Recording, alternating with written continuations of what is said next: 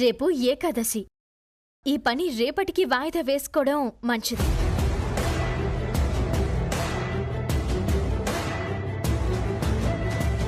ఈ ఒక్కరోజు ఆగిపోవడం వల్ల వచ్చే నష్టమేం లేదు అని నా ఫీలింగ్.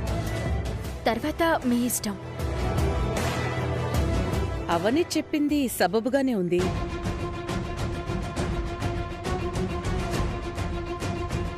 ఏకాదశి నాడు నువ్వు ఇంటి బాధ్యతలతో ఈ తాళాలను స్వీకరించటం శ్రేయస్కరం. అంతేనంటారా? ఇలాంటి విషయాలలో అమ్మకి పట్టింపు ఎక్కువ కృష్ణ. అందుకే అన్నయ్య, అందరూ మర్చిపోయినా అవని ఇలా గుర్తు చేస్తూ ఉంటుంది. థ్యాంక్స్ అవని.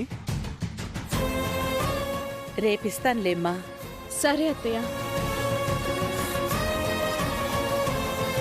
అత్తయ్య, మీ అబ్బాయి మిమ్మల్ని ఏదో అడగాలనుకుంటున్నారు. ఏంటి నాన్నా? ఏం లేదమ్మా, లావణ్య ఎప్పటినుంచో నెక్లెస్ కొనుక్కోవాలనుకుంటోంది. మాకు కొంచెం డబ్బు కావాలి. ఓ 10 లక్షలు అవుతాయి. 10 లక్షలా? అవును, అది డైమండ్ నెక్లెస్.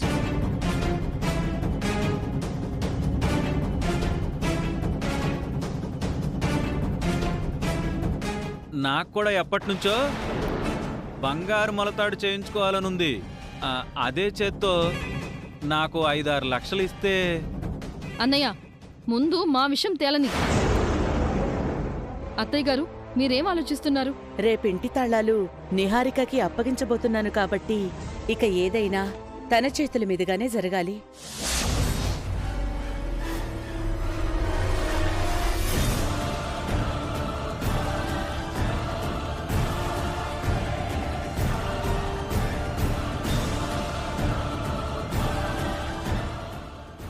ఒకరేమో ఇంటికి కూతురు, ఒకరేమో పెద్ద కోడలు.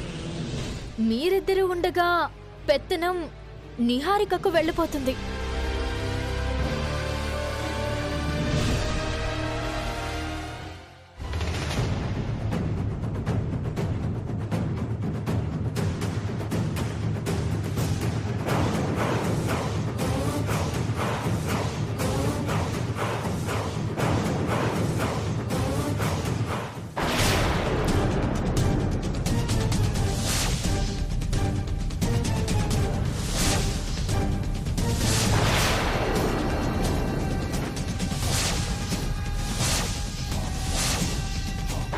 ఈ రోజు అడ్డుపడ్డావు, రేపెలా అడ్డుపడతావో నేను చూస్తాను.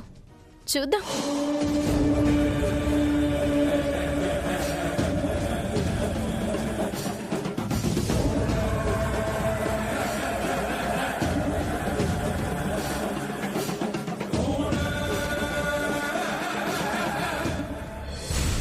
కోడలా కోడలా నీ భోగమెన్నాళ్లే అంటే మా అత్త నా నుంచి పెత్తనం తిరిగి తీసుకునేంత వరకు అన్నదంట ఓ కోడలు.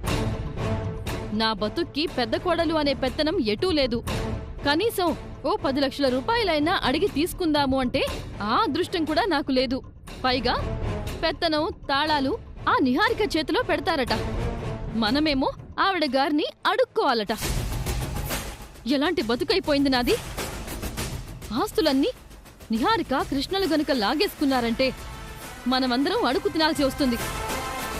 పొద్దున్న లేచింది మొదలు రాత్రి పడుకునేంత వరకు మీరందరూ నిహారిక చుట్టూ తోకలాగా తిరుగుతూ నిహారిక భజన చేస్తున్నారు. నిహారిక ఏ పాట పాడితే ఆ పాటకు మీరు కోరస్ పాడుతున్నారు. అందుకే మీ అందరికీ ఆమె పంగనామలు పెట్టాలని చూస్తాం. మాతో పాటు నువ్వు కూడా ఉన్నావు కదా. అదేదో మీకోసం నాకు తప్పలేదు కానీ నిహారిక విషయంలో నేను ముందు నుంచి జాగ్రత్తగానే ఉన్నాను. అయినా నిహారికననుకునేం లాభం? ఇంట్లో వాళ్లందరూ తనకే సపోర్ట్ చేసేసరికి తన ఆటలలా సాగిపోతున్నాయి. నేను ఘట్టమనేని వేదవతి గారి పెద్ద కోడల్ని. నా జాతకం సెట్ కాలేదు కాబట్టి నేను పూజలు చేయడానికి, ప్రసాదాలు చేయడానికి పనికి రాకపోవచ్చు. అంత మాత్రాన అసలు నాకు పెత్తనము, గుర్తింపు రాదనే ప్రసక్తే వస్తే నేనెందుకు కూరుకుంటాను? పెద్ద కోడలు తలుచుకుంటే పెద్ద ప్రళయాన్నే సృష్టించగలుగుతుందని నా అసలు రూపం చూపిస్తాను. రేపు మీ అమ్మ నిహారికకు తాళాలు ఇచ్చే సమయంలో ఇంటి గోడలు బద్దలయ్యేంత పెద్ద గొడవ చేస్తాను. నువ్వేం చేసినా నీకు సపోర్టుగా నేనుంటాను లావణ్య.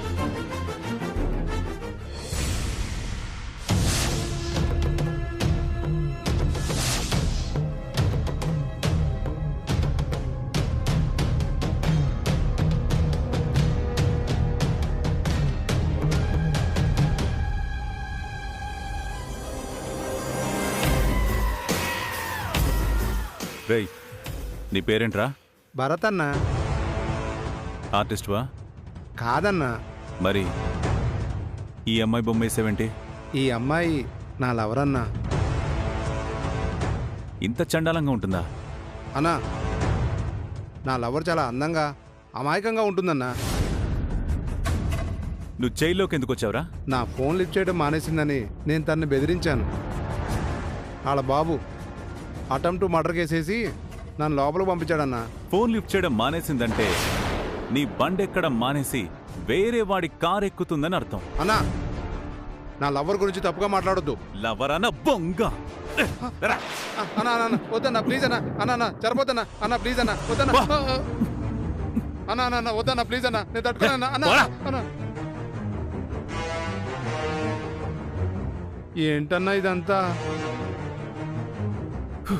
రేయ్, పిచ్చిన డాష్గా, ఇప్పుడు నీకొక క్లారిటీ రాలేదంటే నువ్వు కూడా నాలాగే డాష్ అయిపోతావు. అందంగా ఉందని, అమాయకంగా ఉందని అందరూ అమ్మాయిల వెనక కుక్కల్లా వెంట పడతారు. అమ్మాయిలందరూ మంచోళ్ళు కాదురా. కొందరిని మనం నమ్మకూడదు. నా లైఫ్నే ఒక ఎగ్జాంపుల్గా తీసుకో. నేను దుబాయ్లో బాగా సెటిల్ అయ్యాను.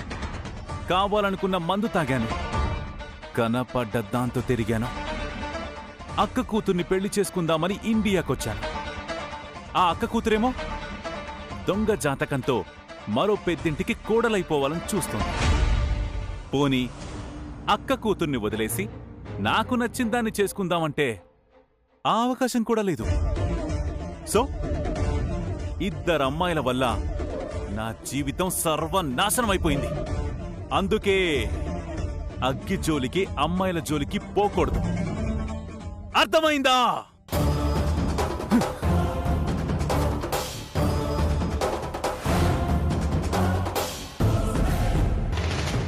నేనిక్కడి నుంచి బయటపడే మార్గం దొరికితే నిహారికకి చుక్కలు చూపించి చిత్రహింసలు పెట్టేస్తాను.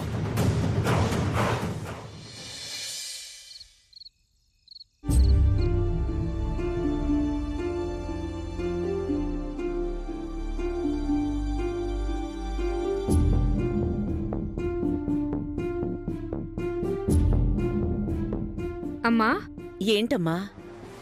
ఈయనేదో అడగాలనుకుంటున్నారు. నువ్వు మొదలు పెడతావని చెప్పి నన్ను ముందుకు తోసావేంటి? ఏంటా గుసగుసలు? ఏం అడగాలనుకుంటున్నావో అడుగు పెద్దిరాజు. రేపు మీరు నిహారికకు తాళాలు అప్పగించేస్తే మా పరిస్థితి ఏంటా అని. ఏమవుతుంది? ఇప్పుడెలా ఉన్నారో అప్పుడు అలాగే ఉంటారు. అది కాదమ్మా, ఇప్పుడంటే మేము 5-10 కావాలంటే అమ్మా నాన్నలు అనే చనువుతో నేను, అత్తయ్య మావయ్యలు అనే చనువుతో మా ఆయన అడగగలుగుతున్నాం.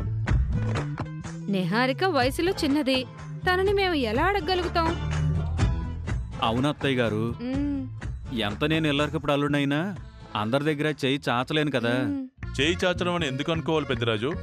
నిహారిక మనింటి మనిషి కాబోతుంది కదా. మీరు చెప్పడం తేలికే మావయ్య గారు, అది ఆచరణలోకి వచ్చేసరికి అంత ఆహ్లాదకరమైన వాతావరణంలో జరగవు. దయచేసి అర్థం చేసుకోండి. అవునాన్న, ఏ విషయంలోనైనా కీడెంచి మేలెంచి మీరు ఈ విషయంలో మాత్రం అనాలోచిత నిర్ణయాలు తీసుకుంటున్నారా అనిపిస్తోంది.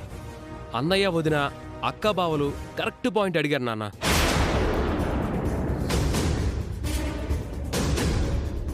నేను అవని అంటే చిన్నవాళ్ళం, మాకెలాంటి ఫీలింగ్స్ ఉండవు. పెద్దవాళ్ల దగ్గరకు వచ్చేసరికి తేడాలొస్తాయి.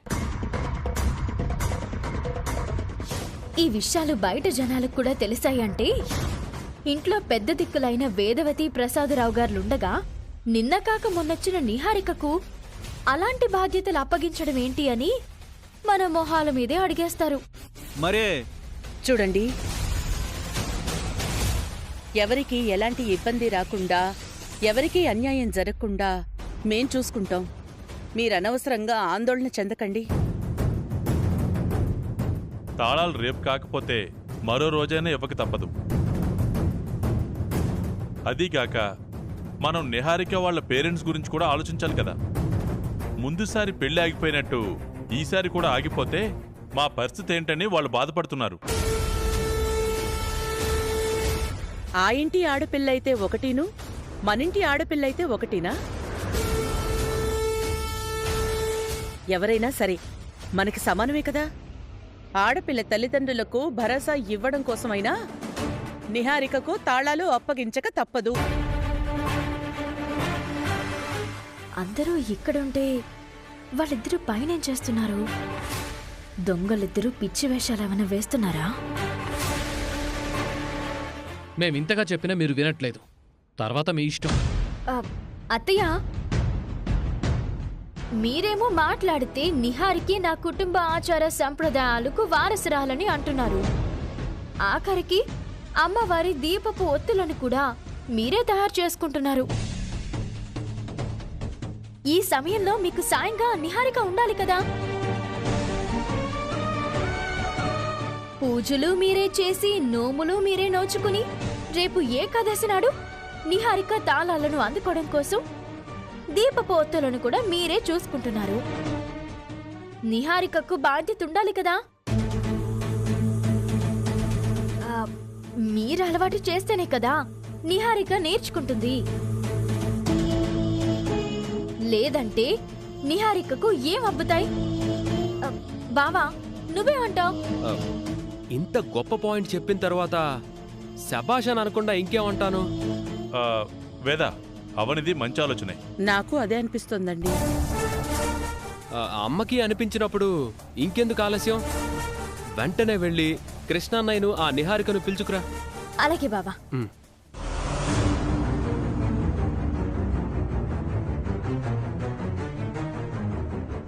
నిహారిక కృష్ణల రూంలోకి వెళ్లడం చూసినట్టుంది. అందుకే ఈ స్కెచ్ వేసింది. మన వల్ల ఎలాగూ కావడం లేదు.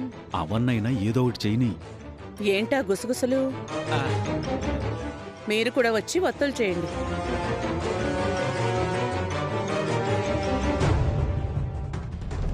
ఎలాగైతేనే మొత్తానికి మనం అనుకున్న పని సక్సెస్ఫుల్ గా సాధించాం.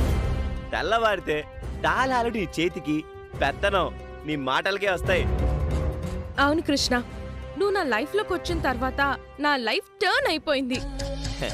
అధికారాలు నీ చేతికి వచ్చాక నన్నైతే చిన్న చూపు చూడవు కదా. చిచ్చి, అలా ఎందుకు చూస్తాను? ఏమో, నువ్వు కూడా నాలాగే ముదురు ట్యాంకావు కదా, అందుకే కొంచెం అనుమానంగానే ఉంది.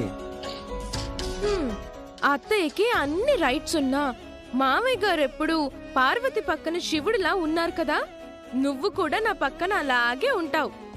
వినడానికి బానే ఉంది కానీ నిహా, ముందే చెప్పేస్తున్నాను, డబ్బులకి ఎంటర్టైన్మెంట్కి నాకు ఎటువంటి లోటు ఉండకూడదు.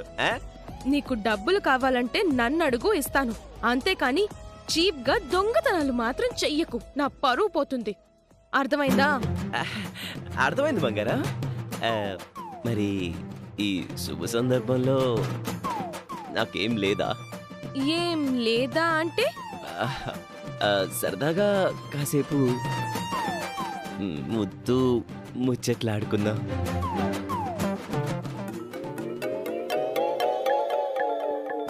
అంతవరకే కదా? అంతవరకే. అవని ఇంట్లో ఉండగా అంతకంటే ముందుకు మనం వెళ్ళలేం కదా. అసలే మనకి లైసెన్స్ కూడా లేదు.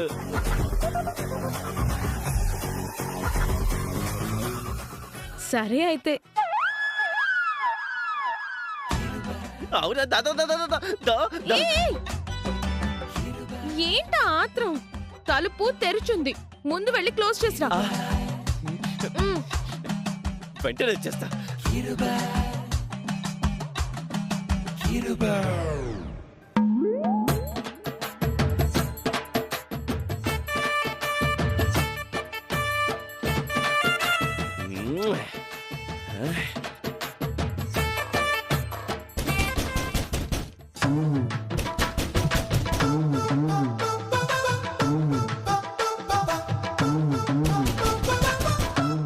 అవనియే అయ్యుంటుంది. నేను దాక్కోనా? ఏ వద్దు, మన మీద మరింత బురద జల్లుతుంది. నువ్వు వెళ్ళి తలుద్ది, ఏదో పనుండి వచ్చానని చెప్తాను. పద.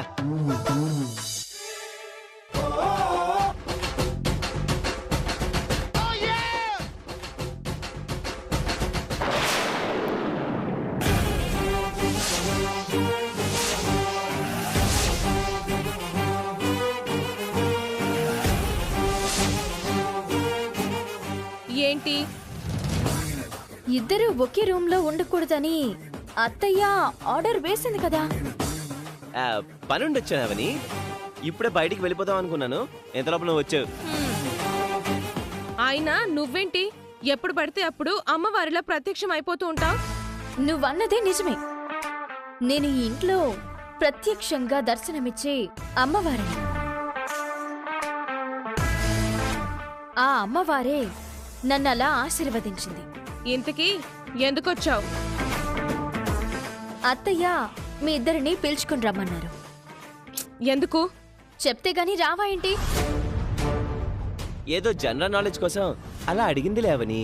నిహారికకు జనరల్ నాలెడ్జ్ అందరికన్నా ఎక్కువగానే ఉంది. గొప్ప జాతకం కలిగిన ఈ అదృష్టవంతురాలు రేపు ఏకాదశి నాడు విలువైన తాళాల్ని స్వీకరించబోతుంది కదా. ఆ కార్యక్రమానికి సంబంధించిన పనులు మొదలయ్యాయి. అందుకే రమ్మంటున్నారు. బయలుదేరండి. అవని, నువ్వు ఒక పని చేయాలి. ఏం చేయాలో సెలవివ్వండి బావగారు. నువ్వు ముందెళ్ళు, మేము కాసేపు మాట్లాడుకునేది ఉంది. మేము తర్వాత వస్తాం. నూరా నూరా. అరే బావగారు, మనం ఎక్కడున్నాం? నీ కంటికి అవని ఎలా కనిపిస్తుంది? నీ కంటికి అవని అంత అమాయకురాల్లా కనిపిస్తుందా?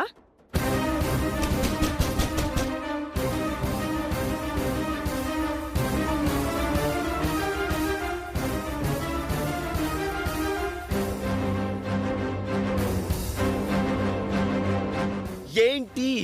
రండి. తర్వాత వస్తానని చెప్పాను కదా. కుదరదు, ఇప్పుడే రావాలి. ఏంటి నీ మొండితనం అవని?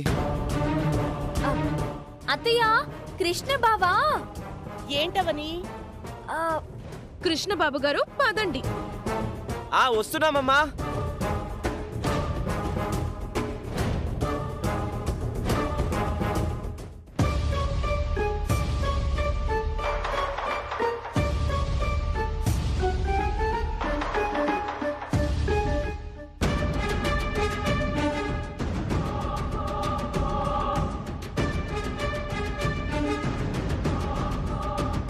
అమ్మా, పిలిచావంట? ఏం చేస్తున్నారు? ఇద్దరు ఒకే రూమ్ లో ఉన్నారు అత్తయ్య.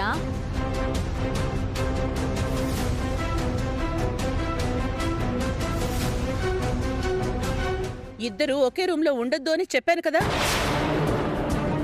కృష్ణ ఏదో మాట్లాడదామని అప్పుడే వచ్చారత్తయ్య. ఇంతలో అవని వచ్చి పిలుచుకొచ్చింది. అమ్మా, ఏంటి అందరూ కుటీర పరిశ్రమలో ఈ పని చేస్తున్నారు? ఇంతకీ ఎందుకు పిలిచారత్తయ్య? మేమేం చేయాలి? కనిపించడం లేదా? ఒత్తులు చెయ్యాలి. ఒత్తులా? ఒత్తులా? ఒత్తులా అని అంత ఒత్తి చెప్పక్కర్లేదు. ఇక్కడ కనిపిస్తుంది కదా. ఇంటి బాధ్యతలను అందుకోబోయేవారు భుక్తిలోనే కాదు భక్తిలోనూ మునిగి తేలాలి. తమ్ముడు, నువ్వు అన్నమాటికి అర్థం ఏంటి? నేను నిహారిక తిండికి తప్ప మరింక దేనికి పనికిరాము అంటున్నావు కదా. అయ్యయ్యో, నేను ఆ ఉద్దేశంతో అనలేదన్నయ్య. అలాగే అన్నట్టుందిరా. టాపిక్ ని డైవర్ట్ చేయకండి. అత్తయ్య, మీరు చెప్పండి. నా బాధ్యతలు స్వీకరించబోయేవాళ్లు ఆచార సంప్రదాయాలు పాటించాలి. ఇలాంటి పనుల్లో ముందుండాలి. కృష్ణ, నువ్వు నిహారికకు దూది అందిస్తూ ఉండు. నిహారిక ఒత్తులు తయారు చేస్తుంది. జిత్తుల మారే నక్కలం, మేం ఒత్తులు చేయడం ఏంటి? అలా చూస్తున్నారేంటి? రండి కూర్చోండి. పద నిహారిక.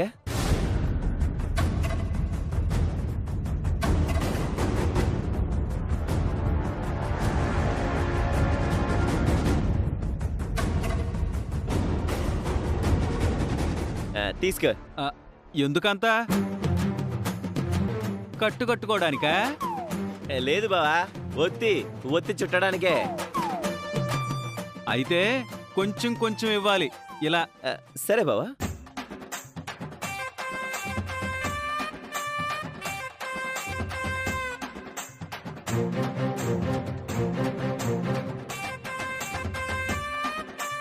కోడి మెడదిప్పినట్టు ఏంటా తిప్పుడు? ఇంకాస్త సున్నితంగా చెయ్యి నిహారిక. అలాగే పెద్దిరాజు గారు.